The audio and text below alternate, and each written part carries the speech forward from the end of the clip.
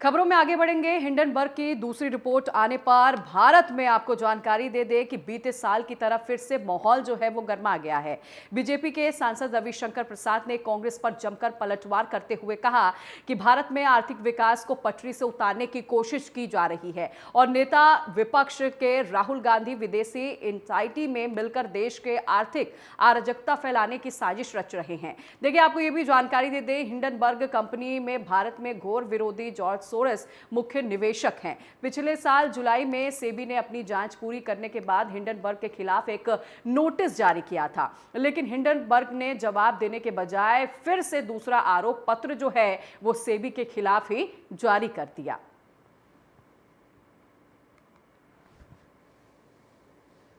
Group ने दिया है, हमें कुछ नहीं कहना है। जिस आर्थिक अराजकता और आर्थिक अस्थिरता,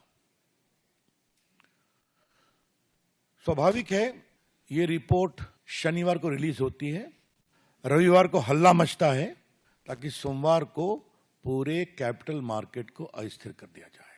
थोड़ा इसके बैकग्राउंड को समझना जरूरी है। भारत की अर्थव्यवस्था बहुत तेज गति से बढ़ रही है, इस पर चर्चा हम लोग कर चुके हैं। क्या वर्ल्ड बैंक, क्या मूडीज, क्या अदर्स, सबों ने भारत की ग्रोथ रेट को बहुत अप्रिशिएट किया है।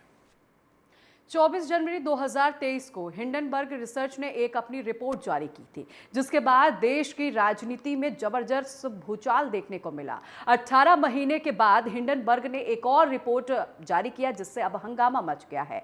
इस बार आपको बता दें, हिंडनबर्ग रिसर्च की रिपोर्ट में सेबी के प्रमुख माधवीपुरी बुच पर ही सवाल उठा दिए हैं। हिंडनबर्ग ने ताजा रिपोर्ट में कहा है कि सेबी प्रमुख और उनके पति उसी फंड में निवेश कर रहे थे जिसके साथ अडानी ग्रुप के प्रमुख गौतम अडानी के भाई विनोद अडानी का संबंध था। हिंडनबर्ग के आरोपों में सेबी के चीफ और अडानी ग्रुप के दोनों ही उन्होंने कहा कि यह आरोप जो है बेबुनियाद है। अमेरिका से आई रिपोर्ट ने देश की राजनीति में हलचल बढ़ा दी है और ऐसे सवाल ये उठते हैं ऐसे में कि हिंडनबर्ग की रिपोर्ट की आखिर हकीकत क्या है, तथ्य क्या है और अर्थ सत्य क्या है। समझिए हमारे इस रिपोर्ट के जरिए। दिल्ली से अमेरिका का फासला करीब 12,000 किलोमीटर का है, लेकिन यहीं से आई एक रिपोर्ट ने दिल्ली की राजनीति को गरमा दिया है। बात हिंडनबर्ग की कर रहे हैं, जिसने एक और रिपोर्ट जारी की है। रिपोर्ट में कई बड़े खुलासे किए हैं। सेबी यानी कि securities and exchange board of India के चेयरपर्सन पर कई सीरियस आरोप लगाए गए हैं। अडानी ग्रुप और सेबी चीफ के बीच लिंक होने का दावा किया गया है। विल्स ब्लोअर दस्तावेज के आधार पर हिंडनबर्ग ने दावा किया है कि अडानी विवाद से सेबी चीफ और उनके पति का कनेक्शन है। सेबी चेयरपर्सन माधवीपुरी बुच और उनके पति की मॉरिशस की offshore company global dynamic opportunity fund में हिस्सेदारी है। हिंडनबर्ग ने अपनी नई रिपोर्ट में लिखा है कि 18 महीने पहले अडानी समूह को लेकर उसने अपनी रिपोर्ट जारी की थी, लेकिन सेबी ने अडानी समूह पर कार्रवाई नहीं की। हिंडनबर्ग के आरोपों पर सेबी चीफ माधवीपुरी बुच और उनके पति की तरफ से जवाब आया। दोनों ने बयान जारी कर आरोपों को बेबुनियाद करार दिया और कहा है कि आरोपों में कोई सच्चाई नहीं है। जिस फंड की बात हो रही है उसमें पैसा 2015 में लगाया था। उस वक्त मैं और मेरे पति सिंगापुर में रहते थे। साथ ही सेबी का सदस्य बनने से लगभग 2 साल पहले फंड में पैसा लगाया गया था। सेबी ने हिंडनबर्ग को कारण बताओ नोटिस जारी किया था, लेकिन नोटिस का जवाब देने के बजाय हिंडनबर्ग ने सेबी की विश्वसनीयता और मेरे चरित्र हनन का विकल्प चुना है। हिंडनबर्ग के नए इल्जामों को लेकर अडानी ग्रुप की तरफ से भी जवाब दिया गया है। अडानी ग्रुप की तरफ से कहा गया है, हिंडनबर्ग के आरोप दुर्भावनापूर्ण है। पहले से तय नतीजों तक पहुंचने के लिए पहले से उपलब्ध सार्वजनिक जानकारी से चुनिंदा टुकड़े उठाकर रिपोर्ट बनाई गई है। ये काम निजी लाभ के लिए किया गया है और ऐसे करते हुए तथ्यों और कानून का ध्यान नहीं रखा गया। अडानी ग्रुप इन आरोपों को सिरे से खारिज करता है। रिपोर्ट में पहले ही निराधार पाए गए आरोपों को फिर से पेश किया गया है। इन आरोपों को मार्च 2023 में सुप्रीम कोर्ट पहले ही खारिज कर चुका है। हम दोहराना चाहते हैं कि विदेशों में हमारा निवेश पूरी तरह पारदर्शी है और सारी जरूरी जानकारियां बराबर तमाम कागजात में सार्वजनिक की जाती हैं। इस शरारत भरी रिपोर्ट में जिन व्यक्तियों के नाम हैं, उनके साथ अडानी ग्रुप का कोई कारोबारी रिश्ता नहीं है। ये रिपोर्ट हमारी छवि को नुकसान पहुंचाने की कोशिश है। ग्रुप पूरी पारदर्शिता और जरूरी नियमों का पालन करता है। हिंडनबर्ग की नई रिपोर्ट आने के बाद सियासी गलियारों में हलचल तेज हो गई है। जमकर वार पलटवार होने लगे। विपक्ष के नेताओं की तरफ से एक के बाद एक ट्वीट किए गए।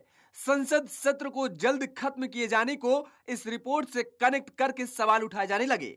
राहुल गांधी ने पूछा, सेबी चीफ ने अब तक इस्तीफा क्यों नहीं दिया? Why has Chairperson Madhavi Butch not resigned? Second, God forbid something were to go wrong and investors were to lose their money. Who is responsible? Is the Prime Minister of India responsible? Is Madhavi Butch responsible? Or is Mr. Adani responsible? And finally, the Supreme Court has been looking at this matter. New allegations have emerged. Very serious, explosive allegations have emerged. Is the Supreme Court going to look at this matter suo motu again? Slowly becoming crystal clear why Prime Minister Modi is against a joint parliamentary committee looking into this matter. Rahul Gandhi ने इन सवालों की तह तक जाने की मांग की तो कांग्रेस अध्यक्ष मल्लिकार्जुन खड़गे समेत कई नेताओं ने जेपीसी जांच की मांग करने में देर नहीं की। जो तथ्यात्मक बिंदुवार मुद्दे हिंडनबर्ग ने उठाए हैं, उसका बिंदुवार जवाब सेबी कब देगा, प्रधानमंत्री कब देंगे, निर्मला सीतारमन जी कब देंगी, हम उस तारीख की इंतजार कर रहे हैं। अगोरा पे क्या उन्होंने जवाब दिया? क्या इस बात का जवाब दिया कि सेबी में चेयरपर्सन बनने के बाद भी अपनी मेल आईडी से उन्होंने पैसा ट्रांसफर करने की मेल भेजी? क्या इसका जवाब दिया? जो उनकी कंपनीज ने इन्वेस्टमेंट्स ऑफशोर कंपनीज में कर रखी थी, क्या इसका खुलासा सेबी चेयरपर्सन बनने से पहले उन्होंने किया था? क्या भारत सरकार को इसका अंदेशा था कि इनकी कंपनीज की इन्वेस्टमेंट गौतम अदानी के भाई विनोद अदानी की ऑफशोर कंपनीज में है? अगर इसकी जानकारी थी तो इनको चेयरपर्सन क्यों बनाया सेबी का? और अगर नहीं थी तो क्या कर रहे हैं सरकार में बैठकर? इस्तीफा दे दीजिए अगर आपको इतना ही नहीं मालूम पड़ता है तो। सरकार पर प्रहार का मुफीद मौका था, लिहाजा आम आदमी पार्टी ने प्रधानमंत्री मोदी पर डायरेक्ट अटैक करने में देर नहीं की। माधवीपुरी बुच और उनके पति धवल बुच ने लगभग $10 मिलियन उन्हीं फर्जी कंपनियों में लगाए हैं, उन्हीं फंड्स में लगाए हैं जिसकी इनको जांच करनी थी। यानी जिस भ्रष्टाचार के मामले की जांच सेबी अध्यक्ष को करनी थी, वहीं पर इनका पैसा लगा हुआ है, वहीं पे इनका इन्वेस्टमेंट हुआ है लगभग $10 मिलियन। हिंडनबर्ग की रिपोर्ट आने के बाद राजनीतिक बयानबाजियों का दौर शुरू हुआ तो बात पटना से लेकर मुंबई तक पहुंची। आरजेडी और उद्धव ठाकरे की शिवसेना ने सरकार को जमकर घेरा। मतलब जिसके पास आप शिकायत लेके जाते हैं उसी के पैसे लगे हुए हैं, पूरा का पूरा सिस्टम रिग करके रखा हुआ है। मतलब क्या बना दिया इस देश को? इसकी उच्च स्तरीय जांच हो। मैं समझता हूं नथिंग शॉर्ट ऑफ जेपीसी, दूध का दूध पानी का पानी हो, क्योंकि सिस्टम की ऐसी रिगिंग ये अभूतपूर्व है। अमेरिका की रिसर्च कंपनी के आरोपों पर देश में सियासी वार पलटवार होने लगे। विपक्ष हमलावर हुआ तो बीजेपी ने भी जवाब देने में वक्त जाया नहीं किया। हमेशा कांग्रेस विदेशी कंपनियों के साथ क्यों खड़ी रहती है? आज से नहीं, 30-40 साल पहले से। यह बताइए, 1984 में यूनियन कार्बाइड के एंडरसन को इन्होंने हवाई जहाज में बैठ के भगाया था। यूनियन कार्बाइड के साथ कौन खड़ा था? कांग्रेस। बोफोर्स के साथ कौन खड़ा था 1987-88 में? कांग्रेस। अगस्ता वेस्टलैंड के साथ कौन खड़ा था? कांग्रेस। गत कई वर्षों से जब जब भारत में संसद का सत्र चलता है तब तब विदेश में कोई ना कोई रिपोर्ट छपती है।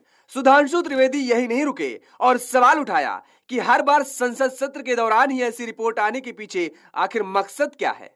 हिंडनबर्ग की रिपोर्ट पर हो रही राजनीति को लेकर बीजेपी नेता और पूर्व केंद्रीय मंत्री राजीव चंद्रशेखर भी बोले। कहा, रिपोर्ट में कुछ भी यकीन करने लायक नहीं है। This so-called report, and I must say, with all the responsibility in my command, this is really a set of innuendos and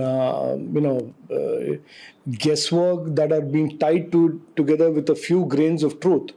And this is clearly a hit job, and this is and I think your viewers must understand there is a certain plan behind this. Hindenburg की report को लेकर देश में राजनीति यूं ही नहीं गरमाई है। असल में रिपोर्ट के बहाने ही विपक्ष को सरकार को घेरने का मौका मिल गया है। पिछले साल हिंडनबर्ग रिपोर्ट को लेकर संसद से सड़क तक जमकर राजनीति हुई थी। वजह क्या थी, सुनिए। करीब 18 महीने पहले 24 जनवरी 2023 को हिंडनबर्ग रिसर्च ने अडानी ग्रुप को लेकर एक रिपोर्ट पब्लिश की। रिपोर्ट पब्लिश होने के बाद अडानी ग्रुप के शेयरों में $86 मिलियन का नुकसान दर्ज किया गया, गिरावट दर्ज की गई। रिपोर्ट को लेकर सेबी ने हिंडनबर्ग को 46 पेज का कारण बताओ नोटिस भी जारी किया। रिपोर्ट आने के बाद भूचाल मच गया शेयर बाजार में और निवेशकों का डूब गया करोड़ों रुपए। अडानी ग्रुप के शेयरों में गिरावट दर्ज की गई। इसके साथ ही आर्थिक मंदी का नुकसान इस बात से लगाया जा सकता है कि रिपोर्ट आने से पहले अडानी अमीरों की लिस्ट में, दुनिया की अमीरों की लिस्ट में दूसरे नंबर पर थे, जो रिपोर्ट आने के बाद 36वें नंबर पर खिसक गए थे। दिल्ली से अरविंद प्रकाश के साथ योगेश पांडे, टीवी 27 न्यूज। इस बार हिंडनबर्ग ने अपने रिपोर्ट में अडानी ग्रुप के साथ ही सेबी चीफ पर भी इल्जाम लगाए हैं। यही वजह है कि देश की राजनीति उफान पर है। जुबानी ही नहीं, सोशल मीडिया पर भी वार पलटवार हो रहे हैं। कई यूजर हिंडनबर्ग पर भी सवाल खड़े कर रहे हैं।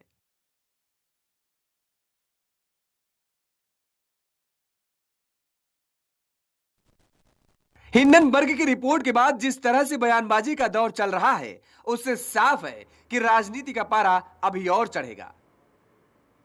और फिलहाल इस बुलेटिन में बस इतना ही। नमस्कार।